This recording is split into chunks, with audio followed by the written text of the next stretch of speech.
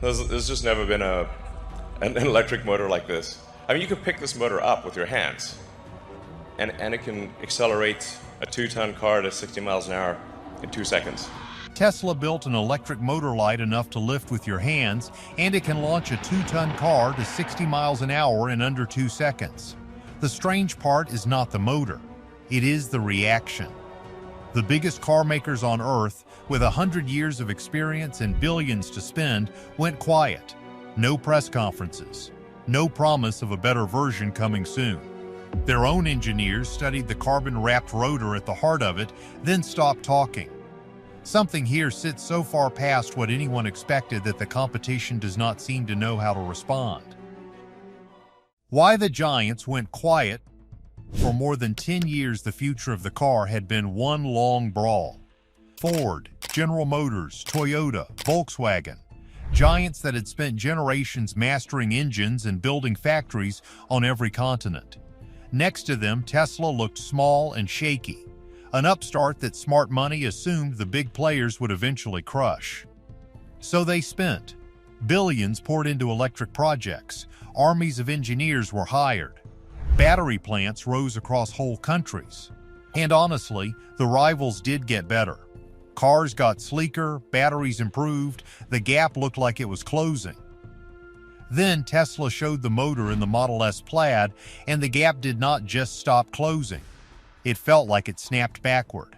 Here is the heart of it. Inside any electric motor sits a spinning part called the rotor.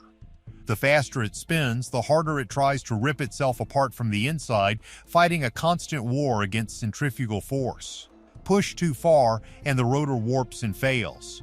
For decades, that ceiling shaped every motor every company built. They did not beat the limit. They built underneath it. Tesla wrapped the copper rotor in carbon fiber. The CEO described the fiber being wound over the rotor at extreme tension, on a machine Tesla had to invent in Germany just to do the job, because the carbon and the copper expand at different rates and the sleeve has to squeeze the copper into compression or the whole thing loosens up when it gets cold. It sounds simple. It is brutally hard. And it let the rotor spin past 20,000 revolutions a minute while staying calm, balanced, and tight. That stability sharpened the motor's magnetic field, which meant more of the electricity turned into actual motion instead of being wasted as heat. The result was a single-speed motor that pulls from 0 to 200 miles an hour. A Plaid sedan making over 1,000 horsepower that runs to 60 in under 2 seconds and still carries a family hundreds of miles on a charge. Now picture the people whose whole career is finding the flaw. Take Sandy Munro, a manufacturing analyst famous for tearing cars down to the last bolt and saying bluntly what is wrong. When teardown experts like him got their hands on Tesla's drive unit, the usual criticism did not arrive. What came back instead was respect mixed with unease. The flaw hunters were struggling to find the flaw. And here is the part that truly worried the competition.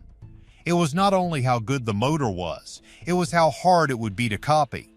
You can take a carbon-wrapped rotor apart and measure every piece, and still be stuck, because the breakthrough is not only the part, it is the thousands of quiet decisions about how to build that part at scale without the cost exploding. None of that shows up in a teardown. So the rivals did the math on catching up and went silent, because you cannot hold a press conference to undo physics. How the gamble started. Here is what makes the timing so strange. The moment before this motor took over the conversation, Tesla was not cruising. It was struggling. The Cybertruck was supposed to be the future. When that stainless steel wedge rolled onto the stage, millions stopped to look, and fans were certain it would swallow the pickup market whole. That is not how it went. Sales came in far below the hype. The thing turns heads everywhere it goes, but attention is not demand. It got awkward too. Analysts looking at registration data figured a real chunk of Cybertrucks in one quarter, close to 1 in 5, may have gone to companies in the CEO's own orbit rather than to outside buyers. Strip those out and the picture looked weaker still. And the truck was just a symptom. When Tesla first got popular, it stood almost alone. By now, nearly every major automaker sells electric cars, so standing out got hard. Recalls and quality complaints chipped at confidence. Slowing sales, public doubt, the press already writing the obituary. That is the moment most companies pull back, cut costs, and wait for better weather. Tesla did the opposite. It made its biggest, riskiest bet right at its most exposed moment, leaning harder into self-driving, robotics, and the technology under the car. The question of why a company under that much pressure would gamble like that is the engine of this whole story. And the motor was the first proof that the gamble had teeth. Beating a limit nobody could beat, carbon fiber against raw force. Speed and range in one car, picking both when you had to choose, how the rotor breaks physics. For years every car maker accepted one harsh trade. An electric car could be fast and powerful or efficient with long range, but not truly both. Build for speed and it got heavy and hot and thirsty. Build for range and it got dull. Physics had drawn the line and you lived inside it. The carbon sleeve let Tesla step over the line. By holding the rotor together at insane speed, the same motor delivered massive instant torque, breathtaking acceleration, and strong highway efficiency, in a package that was compact, light, and needed less cooling than rivals. Experts had flatly called that mix impossible for a normal daily car. The proof showed up on the drag strip where a four-door family sedan started humiliating exotic supercars worth millions in a straight line. A spec sheet is an argument. Watching a grocery getter beat a hypercar is a demonstration. Reviewers reached for words and came up short. Engineers at rival firms watched the footage and went quiet. For decades, the industry swore you had to choose speed or range. Tesla picked both, and there is no announcement you can make to undo that. What the motor really proves.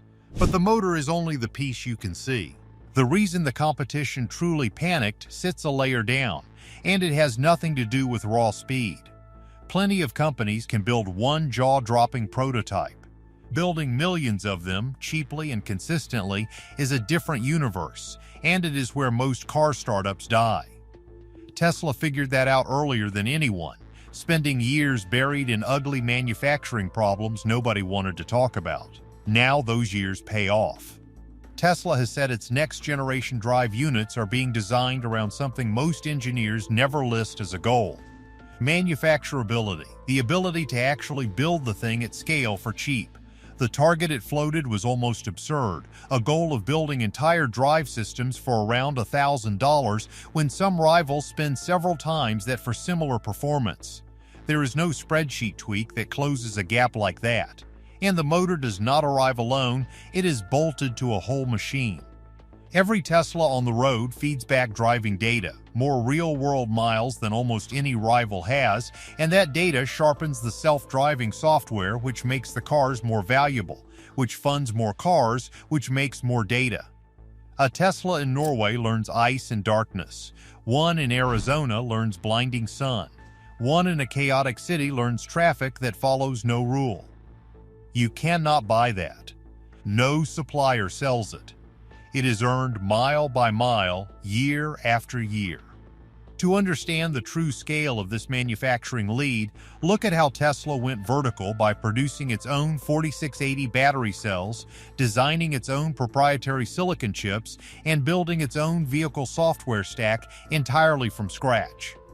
On top of that engineering base, they built out a proprietary charging infrastructure so reliable and expansive that legacy giants like Ford and General Motors eventually abandoned their own strategies. Those companies chose to adopt Tesla's North American charging standard plug just so their drivers could reliably charge on long trips. Think about the absolute gravity of that shift for a second. Century-old industrial giants looked at the fragmented public charging mess, looked at the seamless network Tesla spent a decade scaling, and officially chose to plug directly into the infrastructure of their fiercest rival. The legacy competition now literally leans on Tesla's home turf just to keep their own buyers happy, effectively turning a major competitor into an essential utility provider for the entire electric vehicle market. This level of integration is exactly what makes copying a single piece of hardware completely irrelevant. When a rival vehicle plugs into a Tesla supercharger, it highlights the fact that the race is no longer just about building a better car, but about controlling the underlying ecosystem.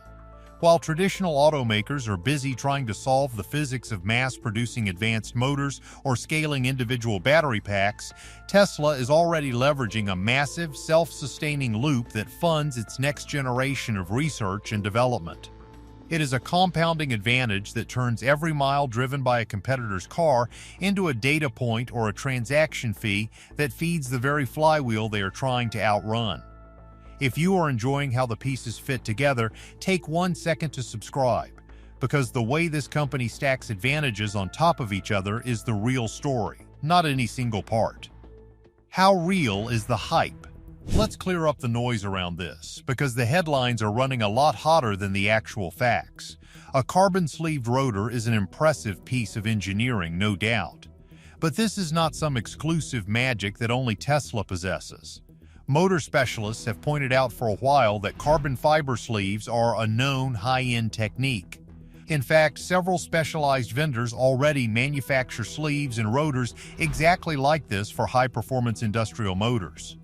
Tesla's real edge was not inventing the concept. Their triumph was being the first to wind a sleeve at this extreme tension, on a mass production line at this scale for a standard road car.